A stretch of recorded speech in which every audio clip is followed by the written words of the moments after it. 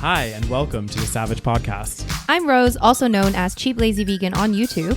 And I'm Daniel, one of your favorite guest stars on Cheap Lazy Vegan's YouTube channel. We're two friends who love to talk about the latest trending topics. So get comfortable and join us while we give our SaVeg take on just about everything.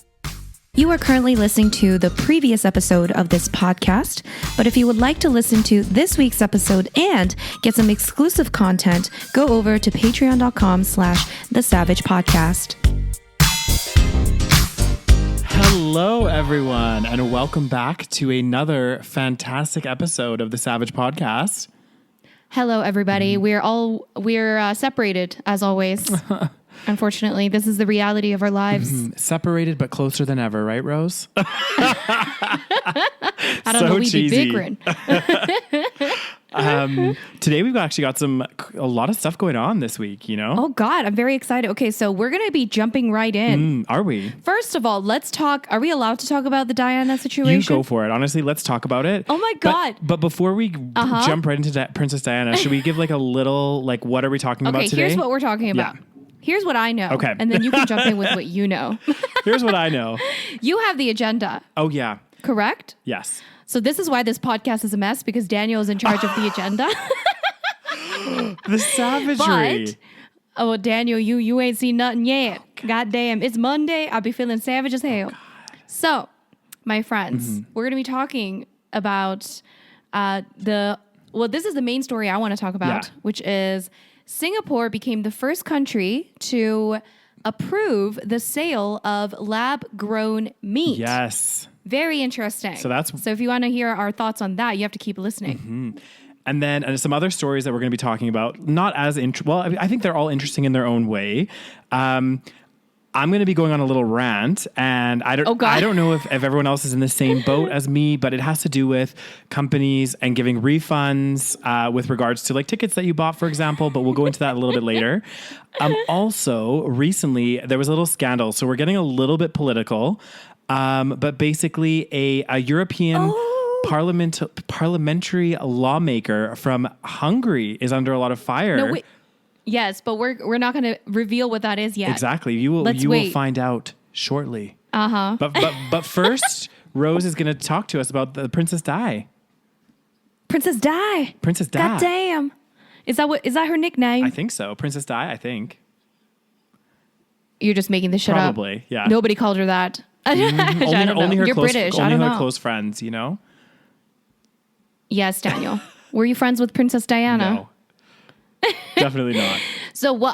I just wanted to talk a little bit about the documentary that I watched yesterday. It was the Princess Diana in Her Own Words documentary, which was on Netflix. Yeah. And actually, I thought it was new, but I think they actually aired it a few years ago. But it just is new on Netflix, I believe.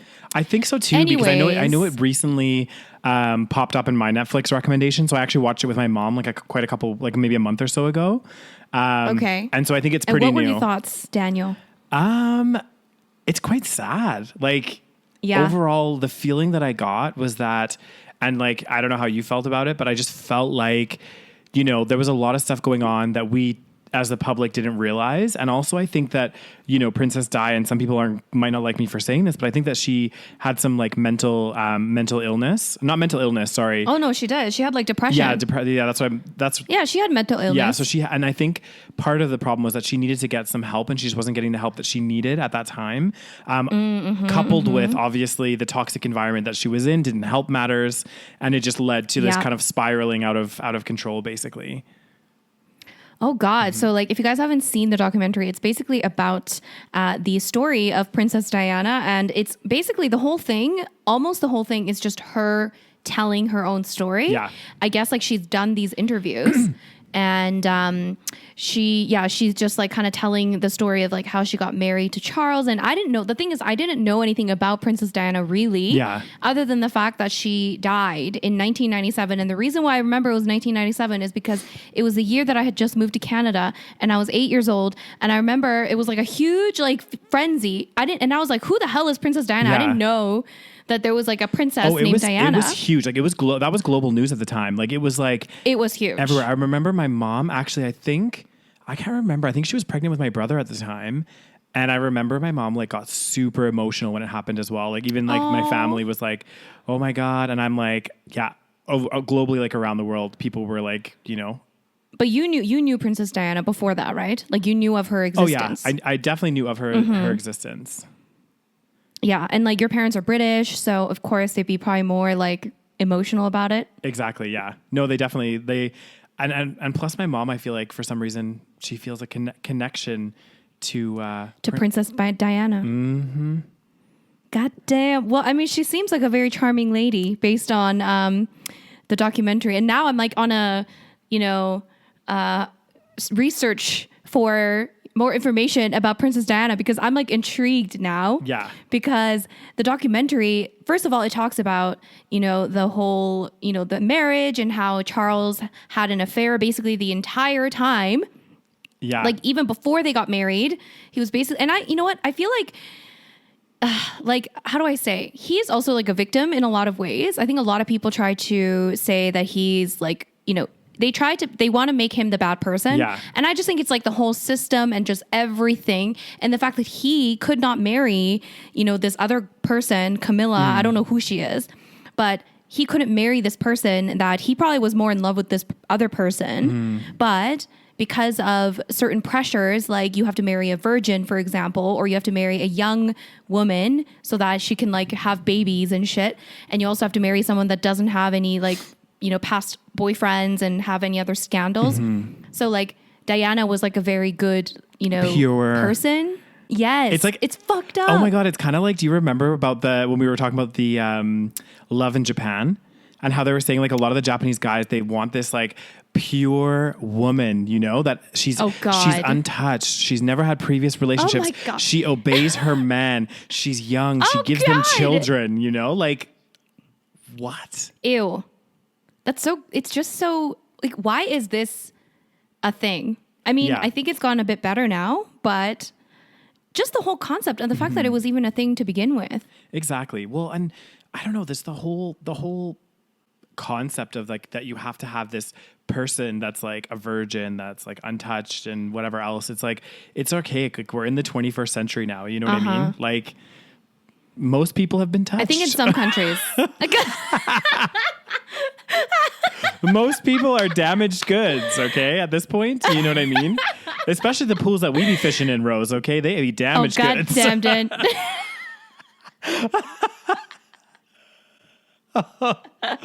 Oh, God. There's too much damage in those goods. Okay, let me just tell you. But yeah, no, I recommend watching it if you guys haven't seen it. It's very sad. I cried at the end when she died. Yeah. The death also, can we talk about the death for a second? Okay, so because after I watched this documentary, I knew she died in a car accident. I didn't really know much about it. I knew there was some speculation as to how she died, why she died, if it was planned, if it was an accident. But I didn't know the amount of people that actually believed that this was a planned operation. Yeah. So I went on YouTube and I was like watching random videos of Princess Diana, and like pretty much there's so many comments of people saying that this was planned. Yeah. What are your thoughts, Daniel? Oh God, I don't know. Like I just, I feel like, I mean, I don't feel like per se that it was planned, but also I don't know. It's hard to say. Like, yeah. How do they plan such a thing? That's another thing. Exactly. It's like, it seems very far-fetched. Yeah. Again, I don't know if you guys have any other insights. I know that the main like evidence a lot of people kept saying is that there are no cameras, or no, there was like 11 cameras in that tunnel, but like none of them like were facing the right way, or some of them were broken or something like that. Yeah. But I just feel like that's not really. No, but like that's not like, the thing is, okay, I can see why some people might fishy. Exactly. Some people might jump onto it, but like let me just tell you, okay? Like for example, in the UK they have what's it called? They have CCTV cameras, right? Yes. And let me tell you, those never work when you want them to work, okay? Right. I had an incident that happened a long time ago when I was attacked at a bar, and basically Oh my God. What? Oh, the Newcastle story. Yeah, well, it was in Sunderland. So somebody punched Daniel in the face. Yeah, basically. Guys, that's the short story. Good times. Continue. Good times. But anyway, there were CCTV cameras outside of the nightclub, and of course they weren't working. You know what I mean? So it's like, right. you know, just because there's cameras in a place, chances are a lot of them, and plus remember, like a lot of these like CCTV cameras, and the same that would be, because was it in Paris that she died? It was in Paris. Yeah. A lot of these like things are state run, right? So, and we know how efficient governments are at keeping, you know, electronics up to date, and you know what I mean? Like, for sure. So again, I can see why people might be like, oh, I think that that's a conspiracy. But at the same time, you have to think, well, maybe it could be that those cameras had just been broken at that time and they just haven't been replaced. Yeah. They're old. How often is the government checking up on those like cameras? You know, how often do people need to look at them? I think for me, like what I think Princess Diana represents is a problem that kind of but like her era and further on emphasized the problem with paparazzi and the issue of this kind of having these people, like masses of people. And it's like, okay, well, actually, does there need to be some sort of regulation against people taking photos of celebrities? And that's what I think started this whole, because then you have like these crazy paparazzi trends. And I think part of the reason why Princess Diana died is because of something that happened with the paparazzi, whether it was a conspiracy or not, but like paparazzi were following her, chasing her, whatever it may be.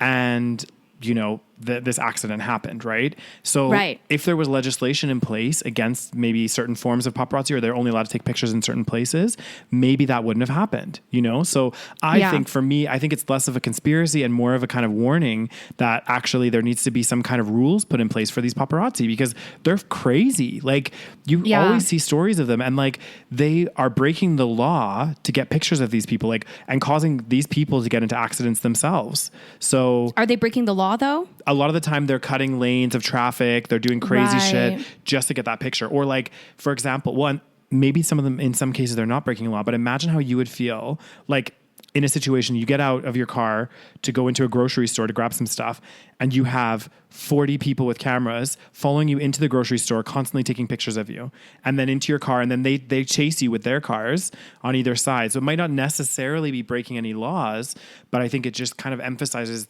that there needs to be something put in place to say, hey, we can't be allowing people to do this to each other, you know? Oh yeah, for sure. Yeah. I completely agree. Yeah. I completely agree. I'm just thinking of like, is it possible to actually have laws in place like that? Because of course, like I would never want to be in that position. Like even just seeing the amount of paparazzi, I didn't even know it was that bad at that time. I feel like she was like this. She was a global superstar. And like for some reason, people were obsessed with her. And I was just watching another little thing about her, and apparently, like, once they, as long as they had her face on the cover of like a magazine, the sales would increase. So of course, that's like the incentive to basically stalk her. Essentially, I feel like, I mean, you could potentially put like stalker laws in place for paparazzi, because you're basically stalking her. A lot of them, like there was one part of the documentary where they were saying that someone rented a like condo or something, some kind of building across from her building, so that they could see inside her apartment. That is stalker behavior. It's crazy. Is not, that should be illegal. Yeah, but part of the problem, Rose, is I agree with you, but part of the problem as well is that the magazines are printing those pictures. So at some point, maybe that there should be like, you're not allowed to print pictures of people that you don't have their, what's it called? Consent. Because you know how, like, for example, even if you're walking in the street and you happen to be like a movie being filmed there and you happen to be like in the background, you have to sign a consent form, right? To say, oh, I consent to be in this. But they consider it public domain. Well, not if it's legal to take. Sorry, say that. I was going to say not if she's in her apartment though, and they're taking pictures across the street. You know what I mean? That should definitely be illegal. Yeah. But technically, if you're outside in the public domain, if somebody takes a picture of you.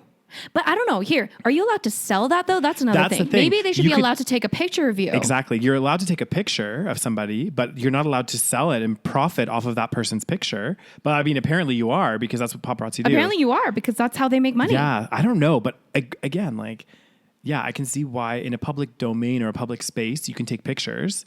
But like then printing those pictures and making money off that person without their consent. Yeah, see, that's weird. That's weird. I don't know what the legislation is around that and why that's allowed. I feel like they could probably come up with something that still protects other things. Yeah. So you could be like, okay, if you happen to be filming something and then someone happens to be in the background, then it's okay. Yeah. But if this person is the sole, purpose of the shot, then you should not be able to sell that photo. Mm-hmm. Like, it's ridiculous. Or have like a cap on how much, like, I don't know. Yeah. Like, it's just so, I don't know. It just seems so crazy. These paparazzi, they have no soul, man. And they have no shame. Like, literally no shame. They will follow you. And then, like, the celebrities will be like, can you stop following me? And they will continue to follow you and ask you questions, get you in accidents. Like, it's so fucked up. Yeah. So, yeah, I do think that, I mean, conspiracy theory aside, I do think that the reason that... my I guess perception of her death is that the paparazzi were following her. That's why the car was speeding, and then the car just lost control. Yeah. Apparently. Yeah. Apparently. Again, I just feel like the conspiracy sounds a bit insane. Mm-hmm. It's like everyone has to be in on it. Like, it didn't even happen in the UK. Mm-hmm. Like, so you'd have to have like French people in on it. Like. There's too many. It seems like a huge conspiracy. Exactly. There was too many things. But again, like, I guess if there was more evidence to it, or if there was something else, then maybe. But like, the fact of the matter is, she was being chased by paparazzi and got into a car accident. So I think that could happen to anyone. And you can't just be like, well, that was a conspiracy. I don't know. Well, I mean, I think there's a few reasons why people do think that. So I do want to put a little bit of, like, people aren't just saying like, oh my gosh, she died, therefore it was a conspiracy. True, like, there are obviously reasons. Like, for example, the fact that she was obviously the black sheep of the royal family. Or like nobody liked her in the royal family. She obviously she was very open and honest about what happened in the royal family. Like, she was like doing the tell all and everything. So it was already out there. But the thing is, I would understand if like she hadn't told the story yet and then she died. But it was all pretty much out there already. So I don't know. Anyways, I thought that was very interesting and very sad. And I cried. Poor Princess Diana. She seems like a lovely person. She does. She did a lot of like, part of the reason why so many people fell in love with her was all of her like humanitarian work. And, she was considered like a princess of the people, right? So that's why. Which a lot of people, especially at that time, if you're a princess or a prince, they think that, they're above you. Yeah. And she seemed like someone that was very, just like spending a lot of time with people that were in need. And there was like, I think one of her main things that she did was she visited an AIDS hospital. Yeah. And do you know about this story? And then she like gave them hugs and stuff. Yeah. So this was at a time when everyone thought that you could get AIDS from like touching someone with AIDS, right? So like, people were afraid to, even be close to somebody that has AIDS. Yeah. So I guess a lot of these AIDS patients were isolated and nobody would visit them. Even their family wouldn't visit them because of this misconception that you could get AIDS just by touching them. And then she went in and she like, everyone was like, oh, is she going to wear gloves when she's like shaking everyone's hand? And she just shook everyone's hand without any gloves, like hugged people. And she like made a big like announcement saying like, you can definitely, hug them and shake their hand. So like, that's a huge thing, for a princess to do that. Exactly. Yeah. God damn, she'd be ahead of her times. And then I got into a rabbit hole of looking at, Prince Harry and like how Harry left the royal family kind of partially. Yeah. And then I was all sad that I never got to marry Prince Harry. Oh God.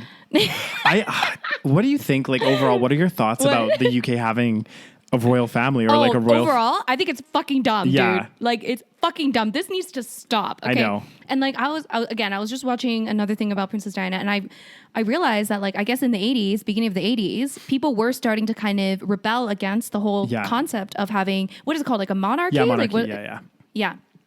Because people were, the standard of living was very low at the time, I guess. It still is. Instead, exactly, it still is. And instead of, I guess, taking care of, the people, instead of the money going to programs that might benefit everybody else that doesn't have a lot, you're spending all this money to continue this very old and bizarre tradition of having the queen and a fucking prince. It's crazy because like also they live, it's not like they're like live modest lifestyles either. Like they live bougie lifestyles, and a lot of the argument, like the thing that used to drive me crazy, because I'm going to be open and honest on this podcast. I know what you're going to say. I'm very not for the British monarchy. Like I think it's, again, archaic and so, but what I was going to say is like my philosophy with the royal family, and the thing that like kind of irritates me is like whenever this was brought up, people would say, oh, but they bring so much tourism and everything else. Like that was the main argument for it. And also they said like, you know, yes, they're a drain on some of the taxpayers' dollars, but actually a lot of the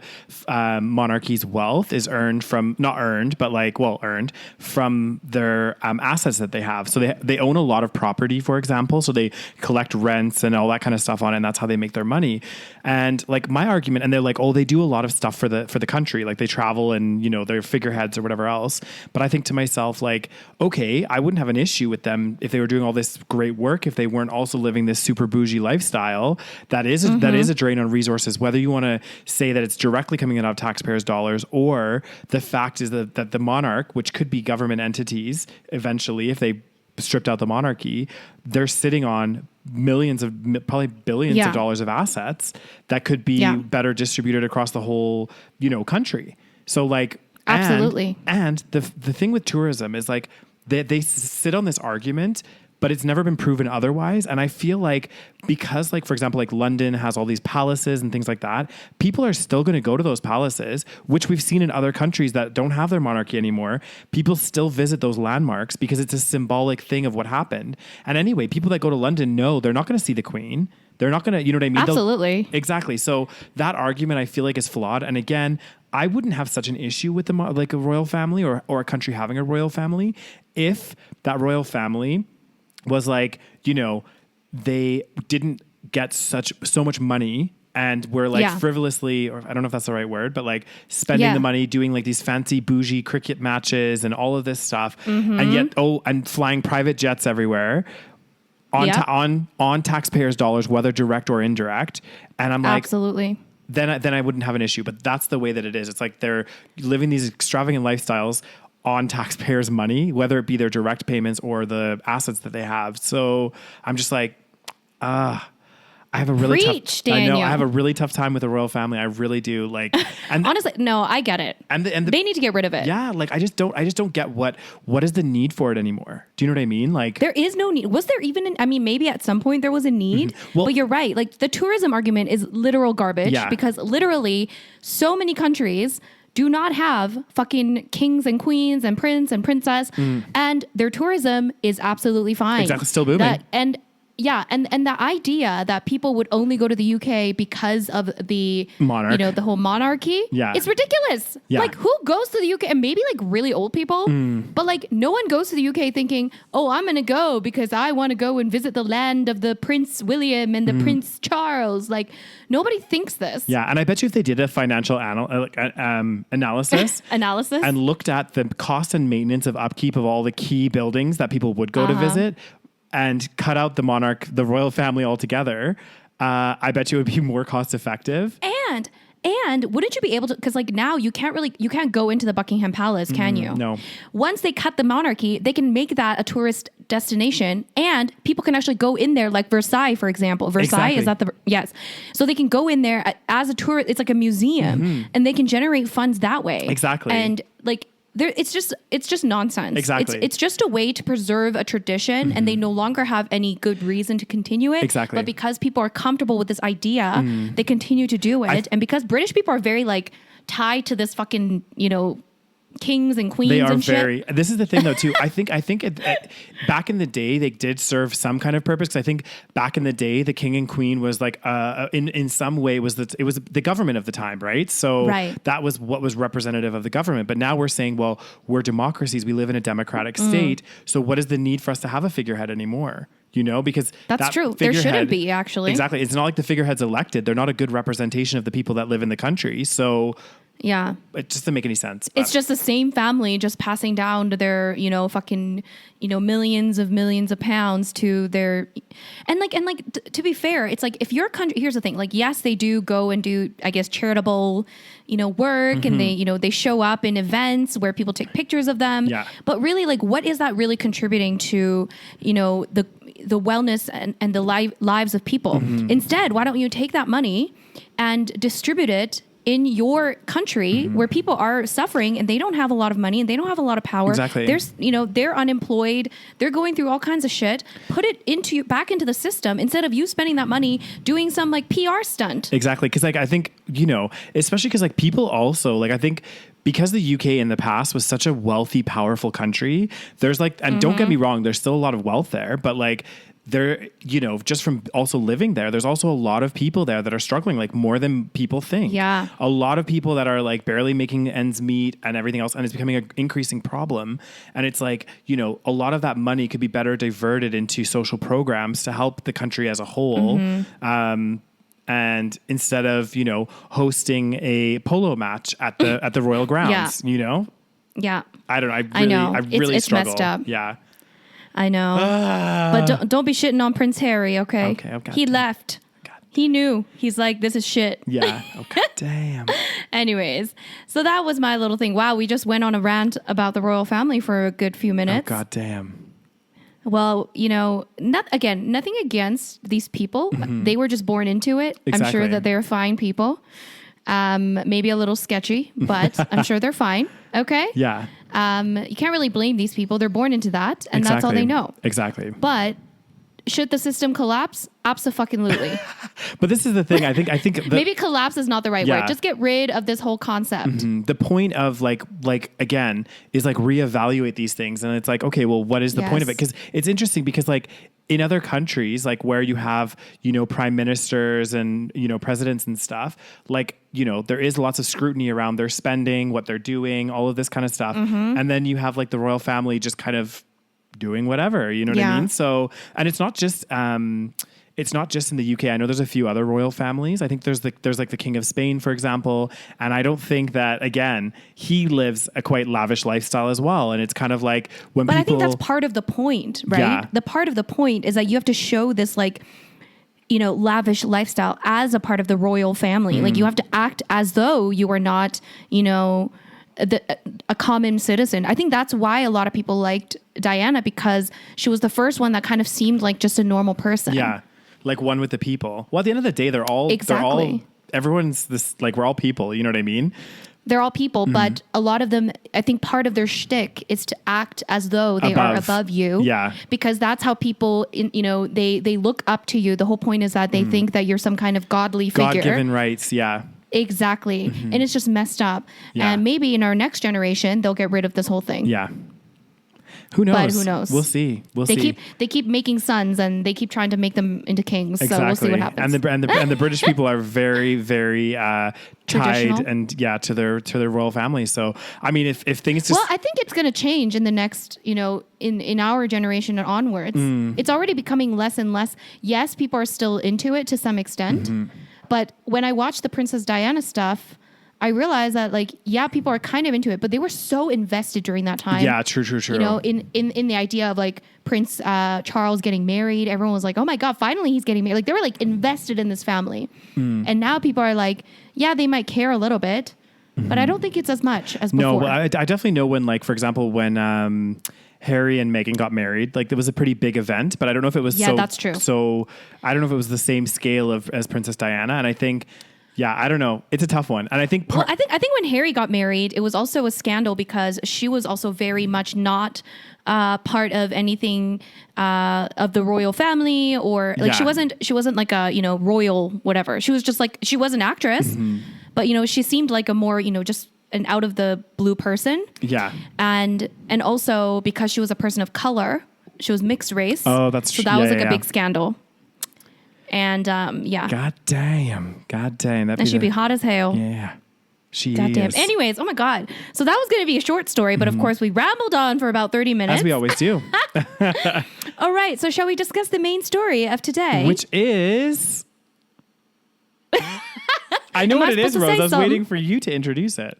Okay, so today, guys, we're going to be talking about the breaking news. It's not really breaking at this point. It's been a few days, but we've had a few days to soak it all in. Yeah.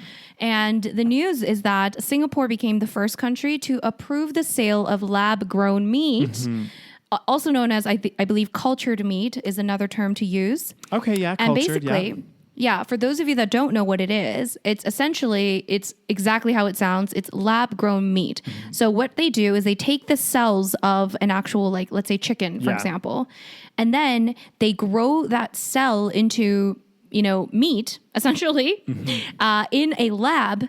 So basically, all you need are like the starting cells, I guess. And then once you get those Yeah. starting cells, do you ever have to get an animal again? Like, is it I just in feel the like very you beginning, don't. and then after that, it's I don't done? know the details. Yeah. I don't know the details, but people are saying that you actually don't. Like once you have the main cells, so once you get it once, I believe you don't have to, unless you fuck it up, right? Yeah. Like there's obviously a chance of you fucking it up, but like as long as you don't fuck it up, you can like continuously multiply those cells and continuously create meat that is made in a lab. So it's basically chicken, like let's say it's chicken. The thing that they're selling in Singapore, or they're going to sell in Singapore, is going to be chicken. Chicken nuggets, like right? Lab-grown chicken. I believe so. Yeah. And so, if it's chicken, it's literal like chicken meat, but it's not from a dead animal, which is like insane. Yeah. What do you think, Daniel? I want to hear your thoughts on this whole thing. So I don't know. The thing is, and I don't know if this is just me, but like my personal view is like, I don't know. To me, it just seems a bit strange. Not strange. Well, I guess a little bit like eating something that's been grown out of a petri dish. Although I do feel like a lot of the foods that we eat, they have some, bacterial elements to them. Do you know what I mean? I don't know. I don't know how I feel about it. It kind of weirds me out a little bit. And partly why I think that is because like producing meat in this way, because this isn't like a meat substitute. This is like, well, I mean, it would technically be a meat substitute, but this is meat, right? Like it's not like we're getting tofu or like, soy or something that's trying to be meat. Like this is meat.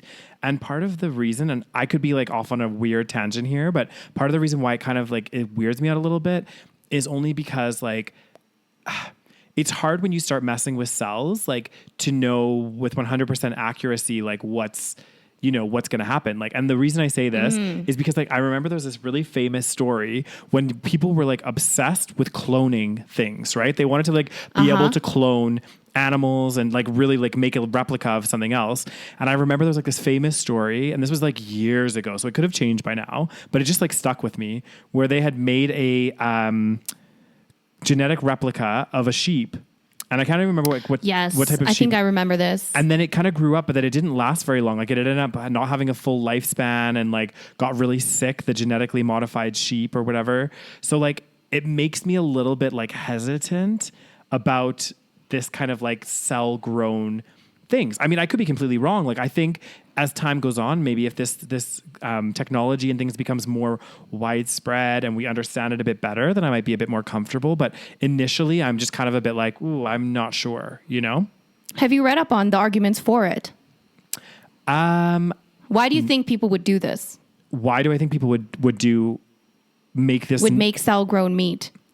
Well, I mean, the main one is like the same argument for like why people, well, not the same argument, but like, because you could mass produce without using the same amount of land. Like you could mass produce the meat and you don't need animals. So you don't need to subject animals to the suffering. Yeah. Which is a huge argument to be made. Yeah. And I think I mean, yes, you're right that there might be some repercussions to whatever we're doing. We're obviously messing with things that, maybe shouldn't be messed with. Who knows? But at the same time, my argument would be that what we're doing now in terms of factory farming, we're already genetically modifying shit. That's true. So like, yes, you're right. If we weren't already doing that, then it would be an argument to be made. But the problem is that we're already taking animals, genetically modifying them to grow faster. Yeah. To, for example, like chickens, they grow like at a rate that is completely not natural at all because they've been pumped in with hormones. With growth hormones, yeah. And we keep them in tiny, tiny little cages. We keep these animals in horrific conditions. So my opinion is that we're already running this like Frankenstein experiment. It's just not. We just think it's normal because that's what's already been. We're used to it. That's a good point, actually. So we know that this is what already happens. But the reason why we think this is weird is because we're just not used to this concept. But if you look at the concept of factory farming, that's already a dystopian world that we live in. Yeah. So I think that, if we're going to use technology, we're already using the technology to do these horrific things to these animals. If we're going to use science and technology, we might as well at least try to use it for something good. Yeah. For example, like lab-grown meat. And I think I was going to say, I think obviously the biggest benefit, and like we said, is the fact of the matter. Well, one, obviously the ethical part of it, not having to kill animals anymore to get this product, to get meat. But like the biggest thing is the amount of land that we'll be able to, you remember in the David Attenborough documentary, how he said we need to reclaim the wild spaces. And if we start producing meat like this, then we can start doing that in a large scale. What do you think? Without killing animals. Exactly. I was thinking about this like today when because like you had sent me this story, and I was thinking about like, I wonder like, okay, let's say, like if you're in that industry, like if you're in the dairy industry or the meat industry and you can see all of these things coming in, wouldn't you as a business want to maybe adapt to start doing some of that stuff? Do you know what I mean? Like, I feel like this is a really good thing that could potentially shift the industry quite a lot. I mean, we've already seen this happen with dairy and with milk. Like we've seen this, like the soy and milk alternatives really coming in and like making huge waves, right? So it'll be interesting. I think I didn't think of it. I think that if you're smart it depends on the person. Yeah. Some people are they want to hold on to whatever is, normal to them and whatever they've already been doing. So those people will probably try to hold on to this idea of meat as long as possible.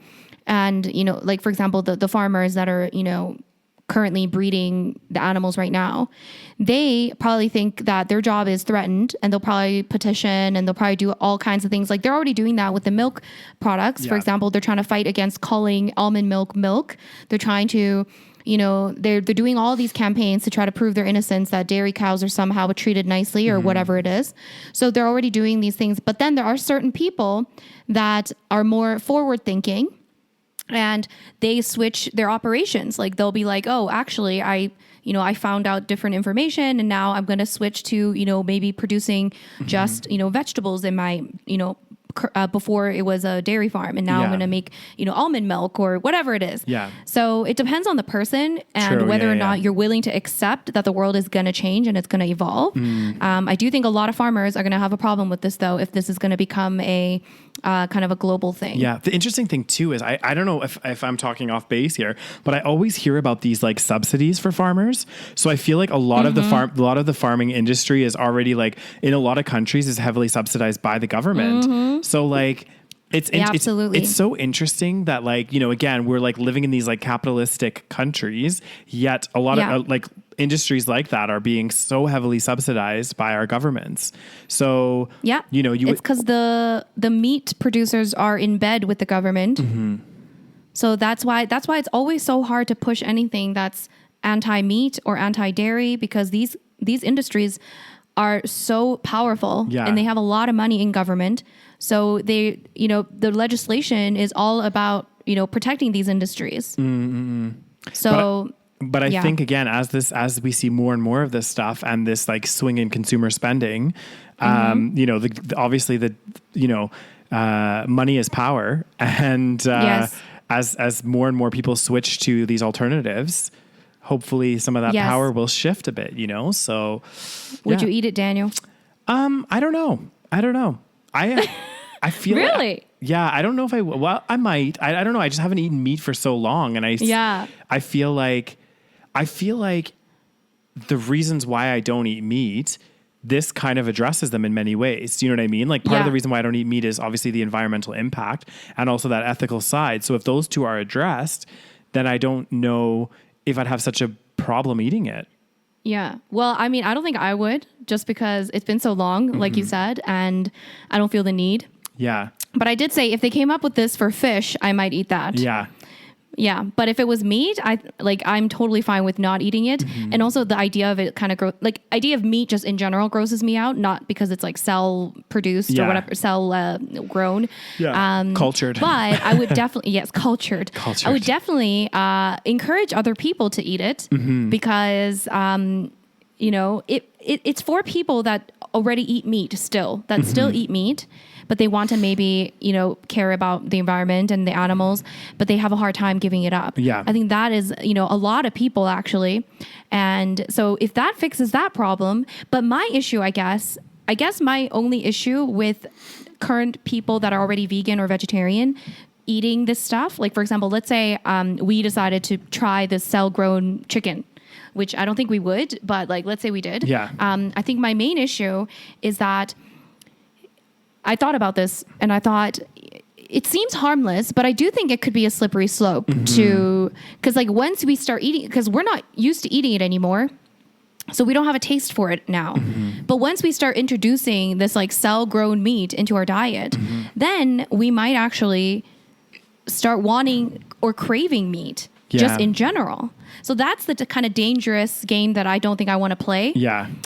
Because I'm fine without it. But once you start like reintroducing something like that, and also we can also talk about, the health impact of, eating it. And obviously there's a health argument to be made, which is obviously very powerful as well.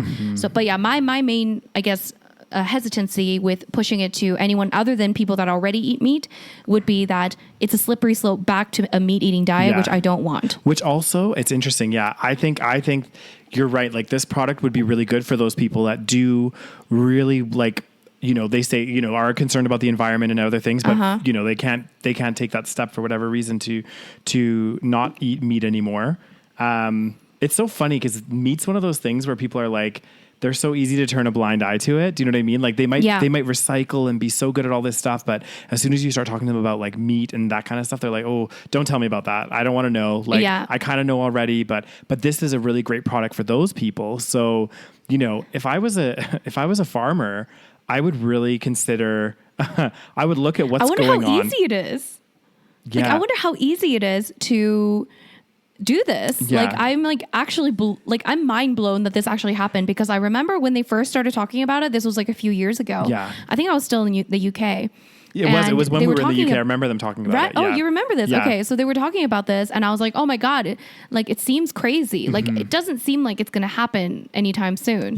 So now, I mean, of course, time goes by so fast, and now we're here, and now it's like actually, available or almost going to be available. Yeah, it's crazy because but then you have to also think, okay, how easy is it again? But also, and right now, how expensive is it going to be? You know what I mean? Like, well, apparently, I was reading up on this because that was my main question, because I thought, is it going to cost like $100 for like one nugget? Yeah.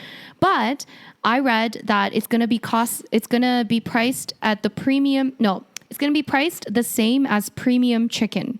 I don't know what that means. I don't know how much premium chicken costs, but that sounds reasonable to me. Yeah. I mean, maybe premium chicken is like more like organic or whatever, like organic veg. That's my guess. So it'll be a bit more expensive, but it's not like insane, which I was very surprised, because I thought especially the initial stage of like, releasing this product, I thought, oh my God, they're going to price it like really high. And then eventually, more people are going to make it, and then it's going to, bring down the cost. But initially already they're charging it at, I think, what seems like a relatively, reasonable price. So that's exciting. So that means that they can probably get the cost down lower. That's my guess. Yeah. Imagine if we could just have like a world full of like these, labs that are just growing meat. That could be the future, Daniel. That could be the future. And then we could like literally like cut our land use in half. Yes. And abolish factory farming. Yes. And we could start, replanting our forests, and like so much good shit would happen. Oh my God. I know. So this is, I don't know. To me, this sounds like a very exciting, thing that's happening. And I'm hoping that this will catch on. And yeah, I'm like fully on board. You know what? I'm fully on board. Me too. You know what? Actually, I've changed your mind. Well, I wasn't just like, I was like on the fence about it already. The only thing I thought was like a bit weird, but then I thought, actually, you make a really valid point about how we're already pumping meat with full of hormones and all kinds of disgusting things. So actually, you know, what's the difference? Not what's the difference, but like growing it in a lab is not actually that far fetched. But you know, do you have your phone with you? Yes. Why? Because I put the question out to our audience, just like asking them what they thought about it. And you should see what their comments were on our story. Oh shit, we were going to do this. I totally forgot. Okay, we might not be able to get to whatever other stories. Was there another story, Daniel? There was another one. Oh, you wanted to rant. I can save my rant for next podcast. Okay, next episode. Because we got to go through these. Exactly. Next podcast, I'll talk about tickets and refunds and the bane of my life. Daniel went through some... Oh, Daniel. Okay, hold on. Let me get to... Okay, why don't you go to... Do you have your phone with you? My phone's recording. No, but I also, like, I put out a story on mine. Why, did you get some controversial opinions, Daniel? No, it's just a lot of people were like, oh, well, a lot of people were saying that they wouldn't, as a vegan, they wouldn't eat it, but they might feed it to their pets. Yes. That was a really popular one. Yes. Oh, I loved that one. So yeah, I had some people saying that they wouldn't eat it themselves, but it would be used for them as pet food. And I was like, this is fucking genius. They could definitely do this because, you know, a lot of vegans have pets that, you know, can't be vegan. Okay. Exactly. And the whole idea of like pets being vegan is very controversial to begin with, especially with cats. Like they say cats are obligate carnivores. So if you could do this and feed it to like your cat, like that's fucking amazing. Yeah. Hold on. Let me get this goddamn, this be stressful as all hell. Is it stressful as all hell, Rose? Yeah. I need to find the story of which I asked people because I got a lot of responses. And yeah, I think the consensus amongst vegans is that they wouldn't eat it themselves, but, I found it. But they would definitely support the idea. Okay, so let me see here. So some people said it would be a great thing for the animals. Someone said I would eat lab-grown fish. Someone said, what the fuck? I don't know if this is a troll, but it said, I heard they are coming out with some kind of meat made from humans. What? That sounds like a troll. Yeah, that's a troll. It is smart, but you would never know if you are actually being lied to, if it is harmed or not. As in, I think she's saying, like is it factory farmed? She's saying that they could still be harming, like you wouldn't know if it's actually lab grown or not. Yeah, I think that's what she's saying. That's true. Can we just take a second though to just address that freaking comment from before? Just because someone's talking about growing animal lab meat, what does that have to do with people being carnivorous and growing like people, like meat from people? Like, what is wrong with people? Oh, seriously, I don't understand. Like, I'm sorry. Like, I'm sorry if I'm coming across as a dick, but I'm like, okay, like it would make sense if, again, like bring a question or an argument that actually is relevant to the conversation. When were we ever talking about cannibalism? Like, please. Maybe she heard that they were going to start doing it to human meat. But who's eating human meat? I don't know. Some cultures, maybe. Really? Have you seen that movie? It's called Alive. It's like it's a true story based on, it's a movie based on a true story. And it's about this like rugby team that got stuck in the Andes. Like they had a plane crash and they got stuck in the Andes and then they had to survive. And it's like actually based on a true story. And they had to eat human meat to survive. Oh God. Would you do that, Daniel, to survive? Oh God. But they didn't kill the humans. Like they ate the meat of the humans that were already dead. Yeah. Yes. Okay. Would you do that to not starve? I mean, if it's a life or death situation and that's your only option, I guess I have to. Oh God! Like it would be disgusting. It wouldn't be my first choice, Rose, and hopefully we're never in that situation. God damn. God, I hope not. Well, okay. So someone else said, weird science experiment, would rather stick to vegan whole foods. And then someone else said, all for anything that helps people transition away from actual meat. So yeah, I think that is the consensus. Yeah. And then someone wrote, we don't need to eat meat, period. I think it's unhealthy and unnecessary, to be honest. Okay, here's what I have to say to that.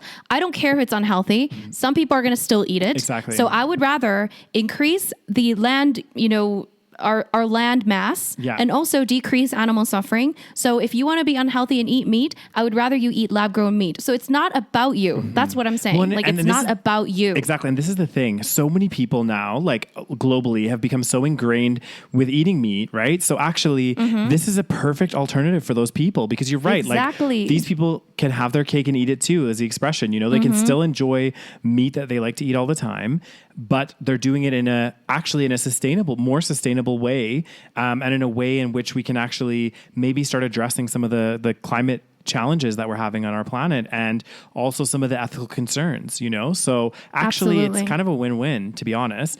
It is a win-win. I really hope this takes off. I know. Someone actually wrote, this is interesting, would love for people to switch, but still worried that it enforces the we need meat narrative, which I kind of agree. To some extent. I think that's the kind of like iffy part because a lot of people say like, you know what, we don't want to push this idea that like meat is absolutely necessary for our diets. Yeah. So that's the kind of difficult part when you kind of make these like smaller transitions, not necessarily like telling people go vegan. But again, like I'm for the believer of like smaller steps and steps toward the right direction. Yeah. And I the thing is like where I'm kind of like, I get where that person's coming from and I get that sentiment, but at the same time, we're seeing from more and more documentaries, we're getting to this point globally of almost no return when it comes to climate change and things. So from that perspective, I think the sooner we can get some sort of alternative or something that can appease the masses, because let's face it, majority of people are still eating meat. If we can get something like this that can come into the market and just like, shatter the need for factory farms, I'm all for that, So I know it does suck because it is reinforcing that narrative, but we can't really afford to, worry. I mean, not worry about that. Well, that's the thing. It's like, it's not like that narrative isn't already prevalent amongst the majority of the population. Yeah. Okay. So like, you're right that we should maybe we should still push the idea of plant-based living. Exactly. I think. But the fact of the matter is we have 99% of the population still eating meat. And it's still the majority consensus that this is needed in our diet or that people don't want to give it up. Exactly. So it's a long way to fucking go. Exactly. So if we can find a way to at least shortcut it a little bit. Exactly. Or just shortcut the like the big damage, both like ethically but environmentally, the damages that we're doing, combat that to a huge degree, then, we can start looking at trying to change that narrative. But if we can have those wins before that, I think, I'm all for it. Yeah. So let's see what else. A step towards getting rid of factory farming. Yes. Dubious. More processed foods our bodies don't need. No thanks. Again, you don't need to eat it. Yeah. But let's support it. That's my opinion. Yeah. But like it's about the, bigger than your health. I think that's the point. Let's see. Knowing myself would be hesitant and controversial at first, but then probably try it. I mean, you don't need to try it, guys. Like, honestly, I think that it's good for people that like can't live without it. But anyways, oh my God, there's like a lot. God damn, these comments. There's so many. Oh my God, Rose, there's That's so for many. Me. Let me see our podcast comments. We'll have like 3. No, but we still have a few, so... We definitely had it because I put it in the story, Roses. God damn. Well, I don't know why you put it in the story after I already put it in my story, Daniels. You trying to override my story? You trying to copy my story? Trying to steal your... Is that what you're trying to do? Trying to steal your fans. God damn. Let's see. When'd you post this shit? Oh, yeah. You posted it here. Let's see. I think it's good option. I think it is a good option, but for people won't be for it because it's not natural. So yes, I think that's going to be the main argument against it. Yeah. Is that it's not natural, so therefore, but I think my argument kind of, I think your argument trumps it. That was initially my concern as well. Yes. I wasn't thinking about the process of the factory farms at the moment. And I was thinking, it doesn't seem natural. It's a bit weird. Like, but then when you think about it, you're like, well, hang on a second. The way that we're growing like chickens and all this stuff with growth hormones and pumped with antibiotics, that's not normal either or natural. So yeah. And like, think about all the food that we see in our grocery store, all the junk food, again, no one's saying that it's healthy, but like, we already eat a very unnatural diet, follow a very unnatural, way of living. Exactly. So, again, we're sat here inside our houses with our laptops, our mics, recording shit on our mics. None of this is natural. So the natural argument just is not doesn't a good work argument. anymore. We're not hunter gatherers running out in the woods anymore. So yeah, everything that we do isn't natural. Like wearing clothes, like different types of clothes every day. That's not natural. Like. Yeah. God damn. And then someone wrote, it's a step in the right direction for moral eating, but I fear a form of captivity may still exist. I think everyone's kind of concerned, but I guess it's still a step in the right direction. Exactly. So I think we need to, again, but I just feel like once they get the cells once, like you don't need to get it again. Yeah. But we don't know the full process of how it works. So it could be that. Would a scientist like to share? Exactly. Do we have any scientist listeners of the podcast? Could you please let us know? Oh God. It must fucking like, if we have a scientist listener, we must make their heads explode every time we try to like talk about something scientific. I think we do okay, Rose. Are you sure? Maybe not. I don't know. This is a really interesting debate though. Like I kind of like, it's going to be interesting to see where this goes. I'm like excited because you're right. Like I remember hearing about potentially lab grown meat. It was a steak. I recall it being a steak when we were in London. Someone was talking about a lab grown steak. Yeah. It was like beef. Yeah. It was something beefy. And I remember thinking like, oh, that's really interesting. But I didn't think it went anywhere because it was too expensive to mass produce. Yes. So that was one of the like holdbacks. But it seems like this company I think it's called Eat Just. It's Just, yeah. So it's the same company that makes Just, well, I think they used to be called Hampton Creek, but I guess they changed their name. I'm not sure. But they made, they used to make, well, they still make, I guess, Just Mayo. So they have like a vegan mayo. And they also make an egg substitute. It's called Just Egg. Okay. And they don't sell it here in Canada. Fuck our lives. Of course not. But it's like a jar of like vegan egg. And now they're very like innovative in terms of like this kind of technology. So yeah, I guess they're, experimenting with making fake chicken or not fake chicken, real chicken, but fake. But not from a chicken. It's so weird. What a fucking weird world we live in. It's we did this shit to ourselves, yo. Well, exactly. Okay? But the fucking damage is done. This actually, I'm going to tell you, you know how on the previous episode of this podcast, we were talking about the David Attenborough documentary and I was feeling very negative. Not the previous episode. One of the previous episodes, Daniel. Let's talk proper English. Thank you. One of the previous. I'm pretty sure I said one of the previous. No, you said the previous episode. We'll see in the edits who's right and who's wrong. Anyway, you're gonna edit in you saying one of. I could do that easily. I was thinking part of the problem was like there were so many changes that we needed to make that I just didn't see society as a whole making in order for us to get to a better place environmentally. But with stuff like this, the reason why it really like strikes a nerve with me, like even talking about this, it's making me feel a bit more positive, is the fact that this kind of product isn't asking people to change. Do you know what I mean? We're not asking them to change their habits. So that's an easy win. Well, I think people are going to still think it's asking them to change. Yeah, they are. But I mean, like overall, it's not like you're not. Will they actually know? Will they know if the meat that they're buying in the store is lab grown or not? Well, and do they have to put that in the packaging? Could they just package it as chicken? Say premium chicken grown and then small print. You know, they always have the little have a small print right at the bottom, grown in a lab. But it's the only way to be sustainable. But I guess my problem is that even though we know the solutions, even in terms of like climate change, some of the solutions anyways, we're still not really making those changes. So that's my concern. Yeah. And my concern is the corruption up top of the government, meat and dairy, and how, they're probably going to fight fucking... Oh, they are going to... They are going to fight. Tooth and nail. They are going to fight tooth and nail against this. They're going to be like... This is the issue. Like, I'm sure they probably have some things already in the works about how to somehow overturn this. They'll definitely they'll definitely use the natural message. Yeah. They'll be like, oh, look at this cow on this field eating the grass. Yeah. This is our beef. Yes. But when you buy, this lab grown meat, this will be what you get. And it'll be like a fucking disgusting like petri dish. Yeah.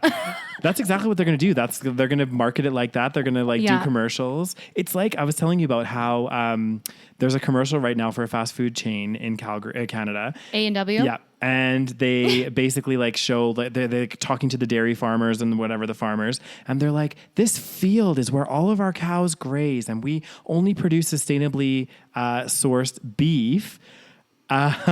But I'm like, that's not... And you're like, that's an oxymoron, bitch. It's not possible. So... It's not possible.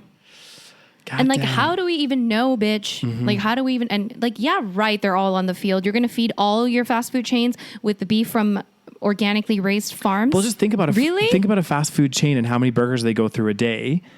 And how cheap it's not expensive. No. So... And usually grass-fed shit is expensive. So just from that alone... They're not going to be able to produce enough cows that way to sustain, or not to sustain, to even source enough food or beef for the burgers that the fast food chains are using. So, I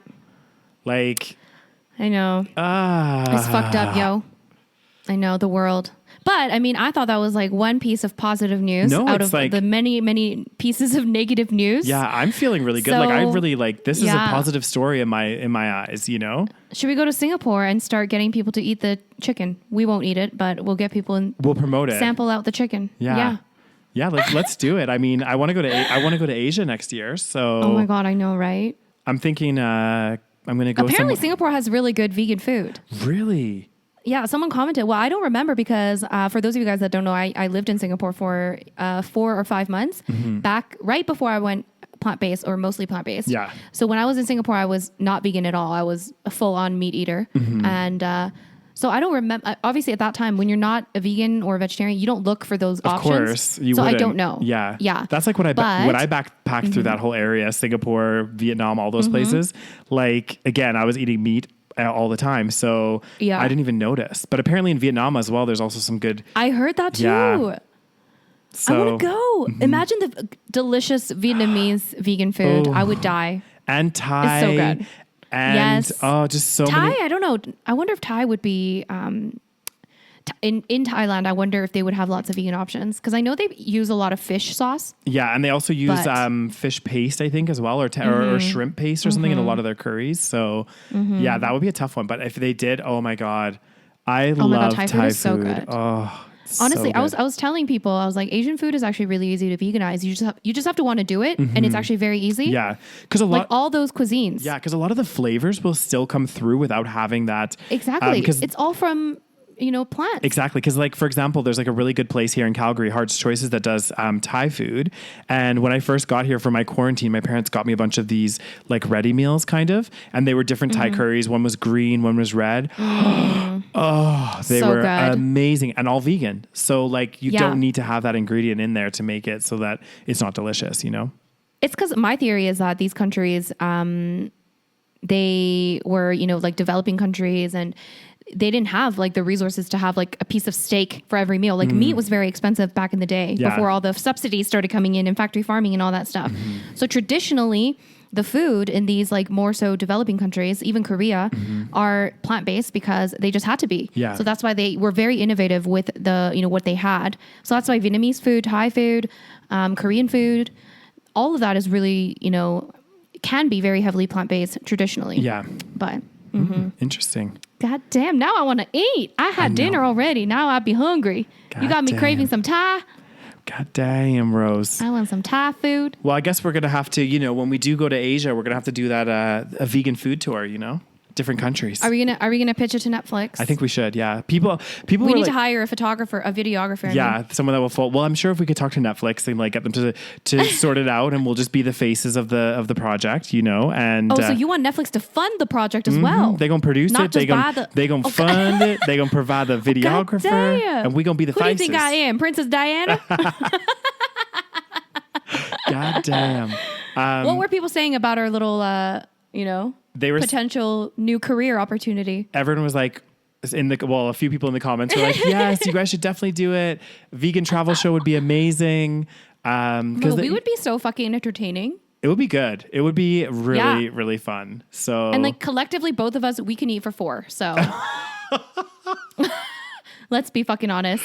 Well, I mean, if we do it and we get sponsored for some kind of traveling TV show. We're going to have to do a half marathon every week just to burn it all off. It can only go for a certain, like the season has to be filmed like in a short period of time, because then I'll need to like work out for the rest of the year to like, because of the amount of food that we're going to be eating. We're going to be like, one of those actors that gain weight for a role and then they have to like slim down for another role. Oh God, so bad. Oh, like Renee Zellweger, like that woman has like switched sizes more than like fucking, I don't even know. I know. Anyways.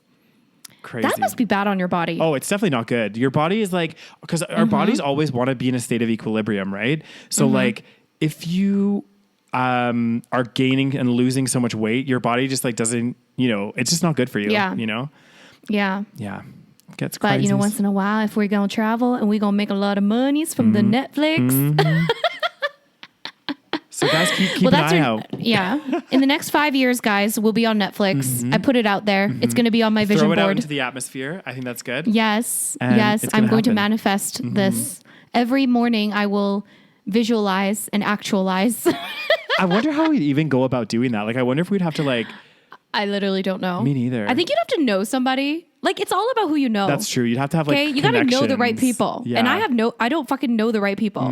This is my problem. Well, and I feel I feel like we'd have to be in LA and like it becomes more, you know what I mean? Exactly. So, we need to make you need to like schmooze, you need to like, and I'm so not a schmoozer. I'm not either. That like, I feel like you're a schmoozer. I'm not a schmoozer. You're not a schmoozer. You're hate more small like talk. you're very friendly.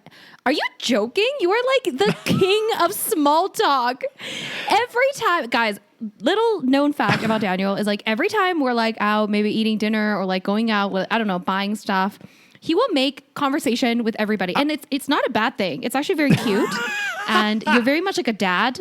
He's like a dad. Like he'll like make a full conversation with the wait. I'm like, I don't want to talk to anybody. I'm friendly enough. I'm like one of those people. I'll be very friendly, but I don't really want to have a conversation. Whereas Daniel will have a full-on conversation with everyone and like tell them the life story. You absolutely do. Really? You absolutely. Next time I'm going to record you doing this because it happens all the time. Every time we're at a store, I'm just buying like a fucking piece of gum and Daniel's like, oh, so like, oh yeah, this thing happened and this thing. Oh my God. It's very cute, Daniel. I'm like going to be one of those dads. But this is why people love you, because you're very friendly. True, and I'm just the bitch. I'm like, I just want to get out of here. I'll be like chatting up a storm with people and Rose will be like, Daniel, let's get the fuck out of here. Let's leave. What's going on? Sometimes I'm like, oh God, Daniel, do you have to have a conversation with everyone? I didn't think I was that bad. I thought I was like quite quiet. I didn't know you didn't know about, are you joking?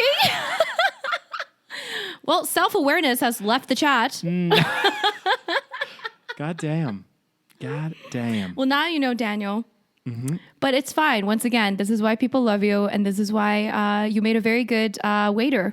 I did. Back when you were a waiter. A really good waiter. So because you probably made everyone feel very, welcome, and you probably made everyone feel very important. I did, yeah. Whereas I'm just like, here are your drinks, folks. Bye. See you later. Don't forget to tip me. Bye. Don't want to have a conversation. Tip your waitress. Goddamn. Well, I guess we won't have time to talk. We'll talk next episode about that. I'm assuming you want a full episode to rant. I'm not going to be a full episode of ranting. Was there another story? Yeah, there was. But no, we can mention this, guys. Sorry if this episode is too long, but we can do another 10 minutes. Okay. It won't be that long. Okay. This last story, because I feel like there's a lot of stuff involved, and what do you mean with the politician? Yeah. Okay. Well, is there a lot? No, we'll just talk about it really quickly. Okay. We talk very fast, Daniel. I'm gonna break it down. Okay, break it down. So apparently, so this happened just like last week. I think it was like December 2nd or something. A former European Parliament lawmaker from Hungary, he's resigned from his country's ruling party on Wednesday. So that was just this Wednesday that just passed. After being swept up in a scandal involving what media reports called an orgy that police in Brussels broke up last week amid Belgium's coronavirus lockdown.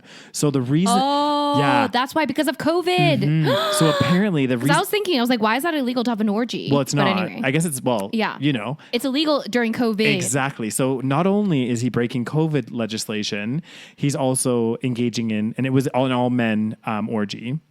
So the reason why this is a scandal, Daniel, is because this guy is a member of, I'm not going to say this wrong, but Hungary's ultra-conservative Fidesz party, which basically they've been putting in all kinds of like, limiting LGBT rights. What else did they say? They're just like very conservative in their ideology. So like passing laws, they're very much about the church, very much about, the traditional family values, all of this stuff. Like they're super, super, conservative. And like, And he was also vocally anti-LGBT. Yes. As part of this party, he was also very, very vocal about this and was like, very much, the family values, it should be a man and a woman and, not.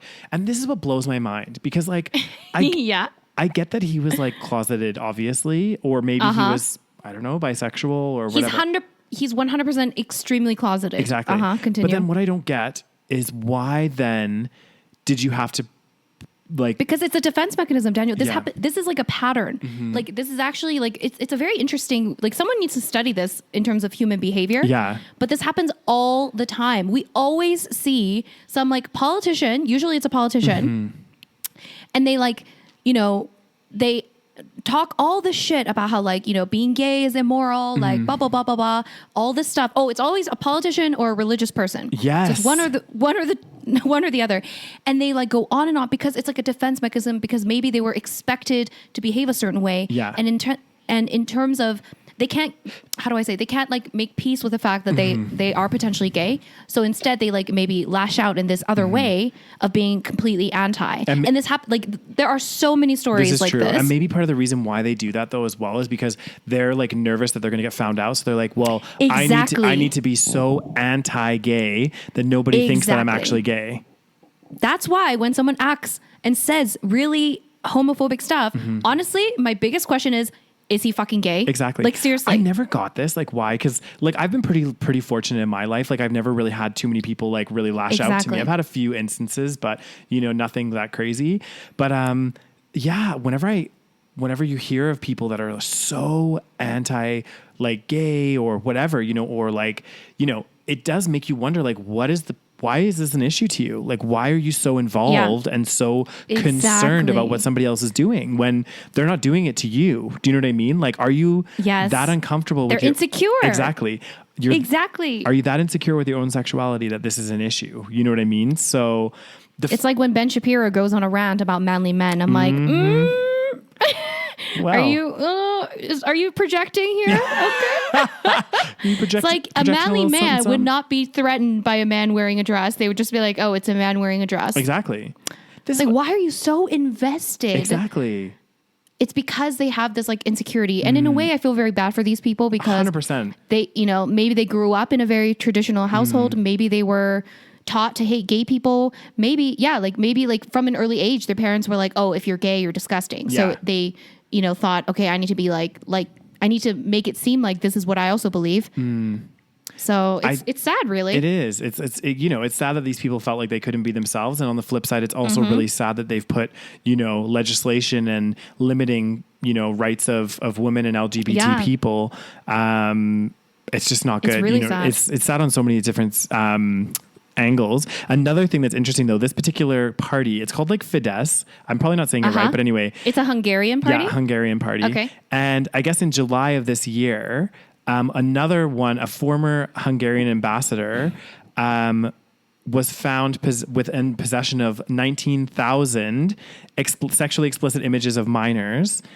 And my God. Yeah, and then in 2019, a video leaked of another Fidesz whatever politician participating in an orgy on a yacht in the Adriatic Sea.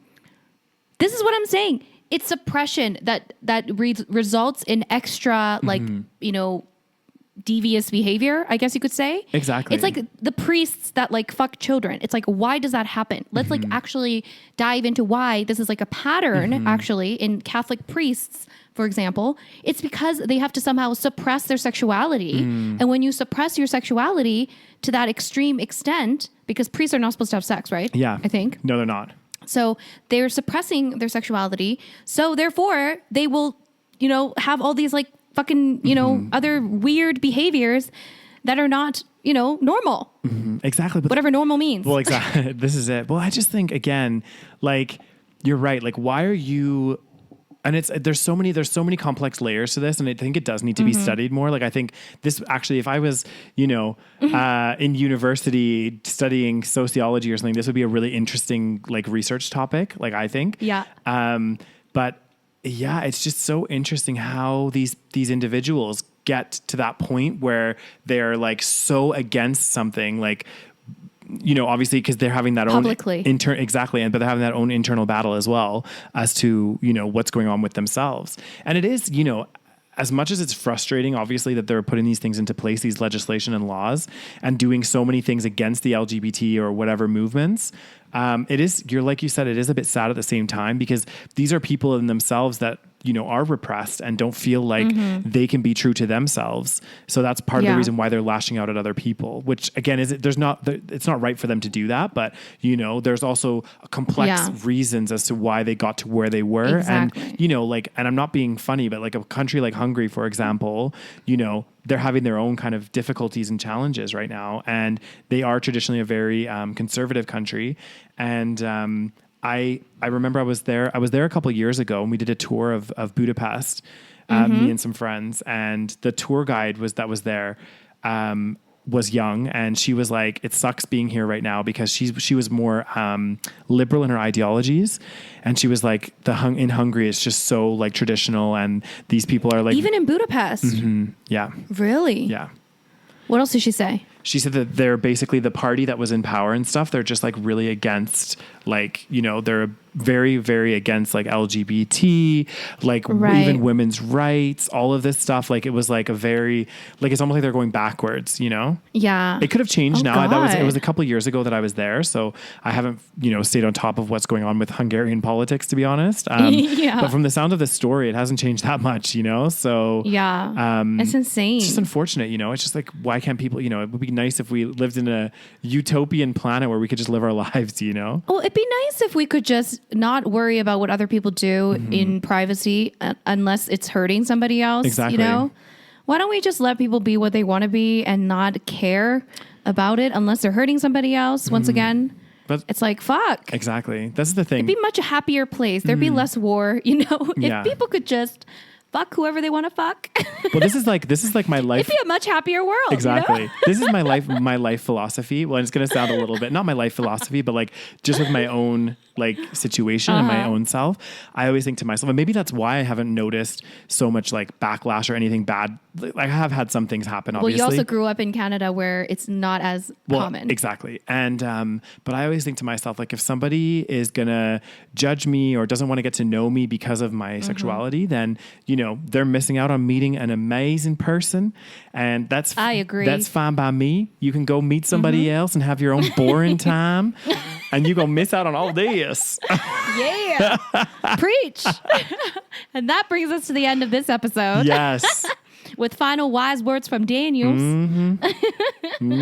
As RuPaul would say, if you can't love yourself, how the hell you gonna love somebody else? Can I get an amen? Amen, sister. Oh, goddamn. Oh, well, that was a fun episode, guys. It was a bit longer than usual. I mean, actually, I don't know. Our usual episodes are pretty long because we can't shut the fuck up. That's true. That's very true. But I hope you guys enjoyed it anyways. I had a great time discussing these very interesting issues. Yeah. If you have any issues you want us to discuss, DM us on Instagram. At the SaVeg Podcast. Yeah. And where else can they find us, Daniel? They can find us in a lot of places. I mean, we'd be everywhere. We'd be on the YouTube.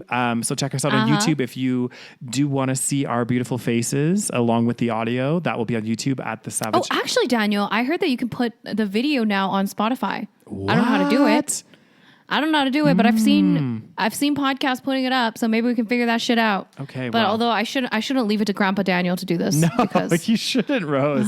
I tried my hardest, oh God. So anyway, catch us on YouTube at the SaVeg Podcast. Be sure to, subscribe, give us a thumbs up, or just continue listening to us on your favorite podcast player, because we will be there we'll week. be there. And guys, if you need an extra episode a month because you just can't get enough, go to our Patreon, patreon.com/The SaVeg Podcast. You can see all of the perks when you get there. Yeah. And you'll get an extra episode from us every month that only the patrons get. Exactly. Okay? Exclusive. Anyways, guys, thank you so much for listening, and we'll see you guys next time. Thanks, guys. Bye. Bye.